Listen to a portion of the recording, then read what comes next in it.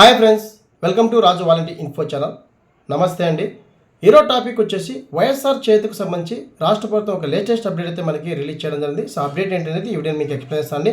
So ప్రజెంట్గా వైఎస్ఆర్ చేతికి సంబంధించి 45 సంవత్సరాల నుంచి 60 సంవత్సరాల లోపల ఉన్నటువంటి మహిళలు, ఎస్సీ ఎస్టీ బీసీ మైనారిటీ మహిళలు ఎవరైతే ఉన్నారో వారందరికీ ప్రతి సంవత్సరం మనకి 18,750 రూపాయలు అయితే అమౌంట్ అయితే జమ చేయడం జరుగుతుంది కదా.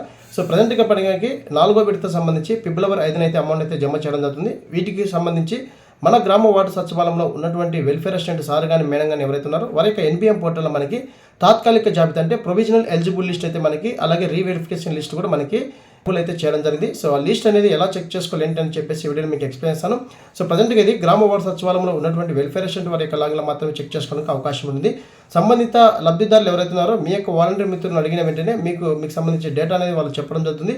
ఇందులో ముఖ్యంగా ఎవరైతే లబ్ధిదారులు 45 నుంచి 60 సంవత్సరాల లోపల మహిళలు, ఎస్సీ ఎస్టీ బీసీ మహిళలు ఎవరైతే ఉన్నారో వారు చేతకు అప్లై చేసుకున్న వాళ్ళు ఎవరైతే ఉన్నారో ఈ సంవత్సరం అమౌంట్ పడాలన్నా ఖచ్చితంగా వాళ్ళ యొక్క బ్యాంక్ అకౌంట్ అనేది ఎన్పిసిఐ స్టేటస్ అనేది ఖచ్చితంగా లింక్ అయ్యి యాక్టివేట్లో ఉండాలండి. సో ఇప్పుడు ఈ లిస్ట్లో మనకి యాక్టివేట్ ఉందా, ఇన్యాక్టివేట్ ఉందా కూడా చూపించడం అయితే జరిగింది రాష్ట్ర ప్రభుత్వం. సో ఫుల్ డీటెయిల్స్ అనేది ఈ వీడియోలో మీకు స్టెప్ బై స్టెప్ అయితే ఎక్స్ప్లెయిన్ చేస్తాను. ఈ వీడియోని అయితే ఖచ్చితంగా లైక్ చేయండి, అలాగే ఫ్రెండ్స్ అండ్ ఫ్యామిలీకి అయితే షేర్ చేయండి. సో ప్రజెంట్గా మనకి ప్రొవిజనల్ ఎలిజిబుల్ లిస్ట్ అయితే ప్రొవైడ్ చేయడం జరిగింది. సో ఎలా చెక్ చేయాలని చెప్పేసి వీడియోలో మీకు ఎక్స్ప్లెయిన్ చేస్తాను.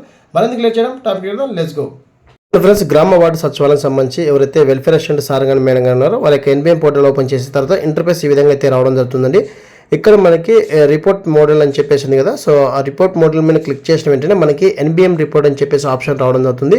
సో ఎన్బిఎం రిపోర్ట్ మీద ట్యాప్ చేయండి. సో ఎన్బిఎం రిపోర్ట్ మీద ట్యాప్ చేసిన వెంటనే ఇక్కడ మనకు select year, select scheme, select type అని చెప్పేసి 3 ఆప్షన్స్ రావడం జరుగుతుంది. ఇక్కడ మనము 2023-24 సెలెక్ట్ చేసుకోవాలండి. సో అలాగే ఇక్కడ మనకు స్కీమ్ అనేది సెలెక్ట్ చేసుకోవాలి. సో వైఎస్ఆర్ చేతకు సంబంధించి మనకి ప్రొవిజనల్ ఎలిజిబుల్ లిస్ట్ రావడం కాబట్టి సో వైఎస్ఆర్ చేత సెలెక్ట్ చేసుకొని ఇక్కడ మనకి కాన్స్టిట్యూటివ్ కూడా సెలెక్ట్ చేసుకోవచ్చు. ప్రజెంట్గా నేను సెక్రటరీ కూడా సెలెక్ట్ చేస్తున్నాను ఓన్లీ. సో ఇక్కడ మీరు 2 ఆప్షన్ కూడా సెలెక్ట్ చేసుకొని చెక్ చేసుకోవచ్చు. సో ఇక్కడ నేను ప్రజెంట్గా సెక్రటరీ వైజ్గా అయితే సెలెక్ట్ చేస్తున్నాను. సెలెక్ట్ చేసి ఇక్కడ మనకి R2 అని చెప్పేసి సోషల్ ఆడిట్ రిపోర్ట్ అని చెప్పేసి ఉండగా ఇక్కడ మనకి ప్రొవిజనల్ ఎలిజిబుల్ లిస్ట్ మీద క్లిక్ చేసిన వెంటనే మన గ్రామ వార్డు సచివాలయంలో అప్లై చేసినటువంటి ఎవరైతే వైఎస్ఆర్ చేతికి సంబంధించి 45 నుంచి 60 సంవత్సరాల మధ్యలో ఉన్న మహిళలు ఎవరైతే ఉన్నారో వారి యొక్క లిస్ట్ మొత్తం మనకి వారి యొక్క పేరు, వారి యొక్క లబ్ధిదారు యొక్క ఆధార్ నెంబరు, వారి యొక్క ఏజ్, సో వారి యొక్క కులము, అలాగే కుల ధృవీకరణ పత్రం నెంబరు, అలాగే మనకి ఇక్కడ చాలా ఇంపార్టెంట్ ఏంటంటే బ్యాంక్ అకౌంట్ అనేది యాక్టివేట్లు ఉందా, ఇన్యాక్టివేట్లు ఉందని చెప్పేసి ఇక్కడ మనకి క్లియర్ అయితే రాష్ట్ర ప్రభుత్వం మెన్షన్ చేయడం జరిగింది. సో ఇక్కడ మనకి తాత్కాలిక జాబితా అని చెప్పేసి 2023 అని చెప్పేసి రావడం అయితే జరిగిందండి వైఎస్ఆర్ చేత సంబంధించి. సో ఇక్కడ లబ్ధిదారులకి ఇక్కడ మనకి లాస్ట్ కార్నర్లో సో ఎన్పిసిఐ స్టేటస్ అనేది యాక్టివేట్ ఉందా, ఇన్యాక్టివేట్ ఉందని చెప్పేసి రావడం ఉంది. సో ఈ విధంగా యాక్టివేట్ ఉంటే కన్నా మీకు బ్యాంక్ అకౌంట్ అనేది యాక్టివేట్ ఎన్పిసిఐ స్టేటస్ లింక్ ఉన్నట్టు వీళ్ళకి ఎంబడే అమౌంట్ అయితే ఫిబ్రవరి 5న అయితే మనకు జమ చేయడం జరుగుతుంది. ఇది ప్రజెంట్గా తాత్కాలిక జాబితానండి.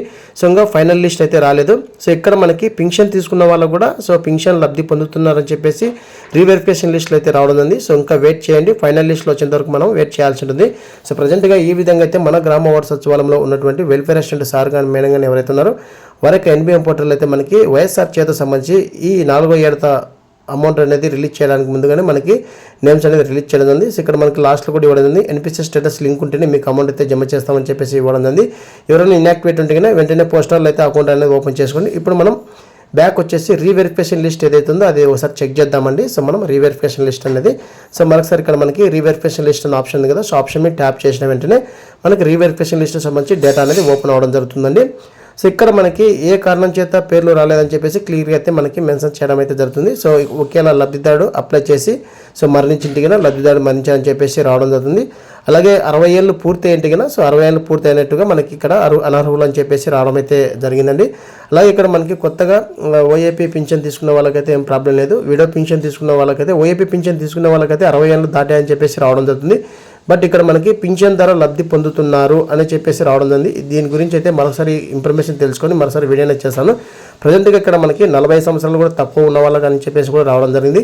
అలాగే మనకి ఇక్కడ చాలామందికి ఓఏపీ పింఛన్ అయితే మనకి ఇక్కడ 60 ఏళ్ళు దాటాయని చెప్పేసి రావాలి. ఇక్కడ ఓన్లీ పింఛన్దారు లబ్ధి పొందుతున్నారని చెప్పేసి ఇవ్వడం జరిగింది రీవెరిఫికేషన్ లిస్ట్లో. ఫైనల్ లిస్ట్ అయితే ఇంకా రాలేదు, వెయిట్ చేయండి. సో ఇక్కడ మనకి ఏమైనా మనకు సంబంధించి అర్బన్ ప్రాపర్టీ సంబంధించి ఏమైనా స్క్వేర్ ఫీట్ ఎంత ఉందని చెప్పేసి రావడం జరిగింది. అలాగే ఏమైనా విద్యుత్ యూనిట్ సంబంధించి కూడా రావడం జరిగిందండి. అలాగే ఏమైనా ప్రభుత్వ ఉద్యోగం ఉందని చెప్పేసి రావడం జరిగింది. సో ఈ విధంగా అయితే మనకి రీవెరిఫికేషన్ లిస్టులు అయితే కూడా రావడం జరిగింది. సో ఇక్కడ మీకు రీవెరిఫికేషన్ వచ్చిన వాళ్ళు సంబంధిత అధికారులు ఎవరైతే ఉన్నారో గ్రామ వార్డు సచివాలయంలో ఉన్న వాళ్ళని కన్సల్ట్ అయ్యి మీకు నిజంగా ఎలిజిబిలిటీ ఉంటే కన్నా మీరు ఎంబడే ఎలిజిబుల్ అని చేసుకోండి.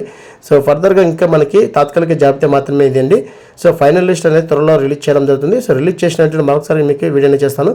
సో ఇది ఫ్రెండ్స్ వీడియోని అప్డేట్. వీడియోని లైక్ చేయండి, షేర్ చేయండి, సబ్స్క్రైబ్ చేసుకొని మర్చిపోకండి.